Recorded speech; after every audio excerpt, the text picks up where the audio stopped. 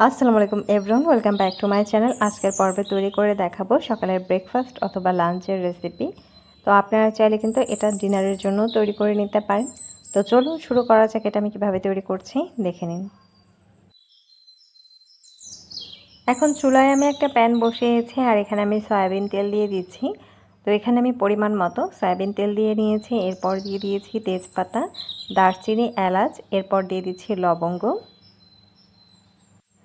এখন এই সবগুলো উপকরণকে একটু তেলে ভেজে নিতে হবে।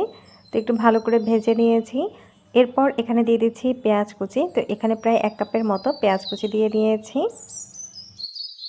আর দিয়ে দিচ্ছি এখানে 3 চা চামচের মতো লবণ। লবণ এখানে অবশ্যই স্বাদ অনুযায়ী দিয়ে নেবেন।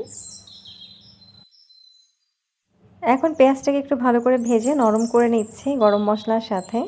দিয়ে দিচ্ছি 1 চা চামচের মতো বাদাম বাটা।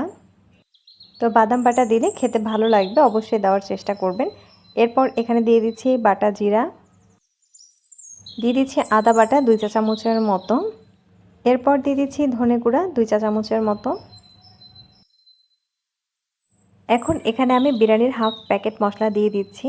তো একটা প্যাকেট মশলার অর্ধেকটার মতো দিয়ে দিচ্ছি। তো হাতের কাছে থাকলে দিবেন, না থাকলে কিন্তু না দিলেও চলবে। গরম মশলা বাড়িতে যেগুলো আছে সেটা দিয়েও কিন্তু রান্না করে নিতে পারবেন। এখন এখানে প্রায় 2 টেবিল চামচ অথবা হাফ কাপের মতো টক দই দিয়ে নিতে হবে। তো এখানে আমি প্রায় হাফ কাপের মতো টক দই দিয়ে নিচ্ছি। এখন এই সবগুলো উপকরণকে খুব ভালো করে নাড়াচাড়া করে একটু মশলাটাকে কষিয়ে নিতে হবে। তো মশলাগুলোকে 1 থেকে 1.5 মিনিটের মতো সময় নিয়ে খুব ভালো করে কষিয়ে নিচ্ছি। তো মশলা কষানো হয়ে গেলে এরপর এখানে আবার দিয়ে দিচ্ছি 2 চামচের মতো রসুন বাটা। এরপর হাফ চা চামচের মতো জয়ফল জয়ত্রী বাটা দিয়ে দিচ্ছি। এরপর মশলাগুলোকে একটু ভালো করে নাড়াচাড়া করে দিতে হবে, তা না হলে কিন্তু সাইড থেকে মশলাগুলো পুড়ে যাবে। এরপর দিয়ে দিচ্ছি এখানে 2 চা চামচের মতো কাঁচামরিচ বাটা। চাইলে কিন্তু এখানে আপনারা লাল মরিচের গুঁড়া ব্যবহার করতে পারেন। যেহেতু এটাকে সাদা রাখবো তাই এখানে আমি কাঁচামরিচ বাটা দিয়ে নিয়েছি। তো মশলাটাকে ভালো করে কষিয়ে নিতে হবে কিছুক্ষণের মতো সময় নিয়ে। এরপর এখানে দিয়ে দিচ্ছি মাংস। এখানে প্রায় 1 থেকে 1.5 কেজির মতো মাংস আছে।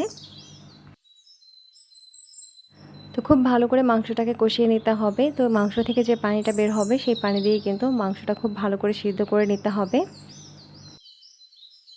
এই পর্যায়ে একটা ঢাকনা দিয়ে ঢেকে দিচ্ছি আর এটাকে প্রায় 40 মিনিটের মতো সময় নিয়ে খুব ভালো করে রান্না করে নিতে হবে। আর মাঝে মাঝে কিন্তু মাংসটাকে একটু নাড়াচাড়া করে দিতে হবে যাতে ধরে না যায়। তো চুলার আঁচটা মিডিয়াম টু লো এর মাঝামাঝিতে রেখে এটাকে খুব ভালো করে জাল করে নিতে হবে। তো মাংসের পানিটা না টানা পর্যন্ত কিন্তু অপেক্ষা করব। তো অনবরত কিন্তু এটাকে নাড়াচাড়া করে ভালো করে সিদ্ধ করে নেবেন। যখনই দেখবেন মাংসটা ভালো করে কষানো হয়ে গেছে তখন কিন্তু এখানে ধুয়ে রাখা পোলার চালটা দিয়ে নেবেন। তো পোলার চালের সাথে এখানে মুগ ডাল ব্যবহার করেছি। তো যতটুকু পরিমাণের মাংস রান্না করবেন ঠিক সম পরিমাণের পোলার চালটা এখানে নিয়ে নিতে হবে। আর মুগ ডালের পরিমাণটা একটু কম করেই দিয়ে নেবেন, খুব বেশি দেওয়ার প্রয়োজন নেই। এখানে হাফ কাপের মতো মুগ ডাল নিয়ে নিয়েছি। তো এই মাংসের মশলার সাথে চাল আর ডালটাকে খুব ভালো করে ভেজে নিতে হবে বেশ কিছুক্ষণের মতো সময় নিয়ে। তো খুব ভালো করে এটাকে ভেজে নেওয়ার পর এই পর্যায়ে এখানে আমি পানি দিয়ে দিব।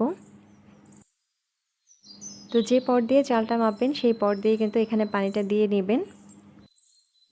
তো চাল যদি 4 পটের হয় সেক্ষেত্রে কিন্তু এখানে 8 পট পানি দিবেন।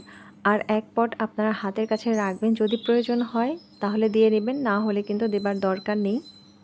তো মাংস তো আগেই ভালো করে মোটামুটি সিদ্ধ করে নিয়েছি।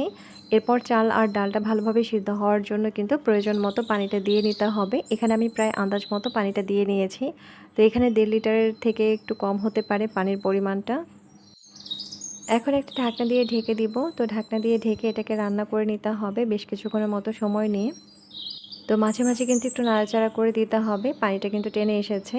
তো এ পর্যায়ে কিন্তু চাল সিদ্ধ হতে খুব একটা সময় লাগবে না। আবার ঢাকনা দিয়ে ঢেকে দিচ্ছি। এ পর্যায়ে চুলার আঁচটা লোতে রাখবেন, তা না হলে কিন্তু নিচ থেকে ধরে যাবে। তো খেয়াল রাখবেন রাইসটা যাতে ঝরঝরে হয়, এর গায়ে যাতে কোনো রকমের পানি না লেগে থাকে।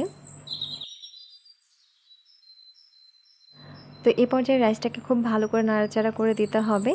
আর রাইসটা ভালো করে সিদ্ধ হয়েছে কিনা সেটা একটু চেক করে দেখে নেবেন। তো এই পর্যায়ে রাইসটাকে একটু উল্টে পাল্টে দিয়ে নেবেন। তো উল্টে পাল্টে ভালো করে কিন্তু এটাকে নাড়াচাড়া করে নিচ্ছি। তো এটা খুব ভালো করে সিদ্ধ হয়ে গেছে। এখন ঘি দিয়ে তারপর চুলা থেকে এটাকে নামিয়ে নিব। ঘি দেবার পর ঢাকনা দিয়ে ঢেকে এটাকে দমে রেখে দিতে হবে কিছুক্ষণের জন্য। তো খুব ভালো করে নাড়াচাড়া করে উপর থেকে নিচে এভাবে রাইসটাকে মিশিয়ে নিতে হবে ঘিয়ের সাথে। এখন এটাকে একটা সার্ভিং প্লেটে সার্ভ করে নিব। আজকের রেসিপি এই পর্যন্তই। ভালো লাগলে অবশ্যই লাইক, কমেন্ট, শেয়ার করতে ভুলবেন না। আর অবশ্যই আমার চ্যানেলটিকে সাবস্ক্রাইব করবেন। পাশে থাকা বেল আইকনটি ক্লিক করে দিবেন যাতে নিত্য নতুন ভিডিও দেখতে পান। আল্লাহ হাফিজ।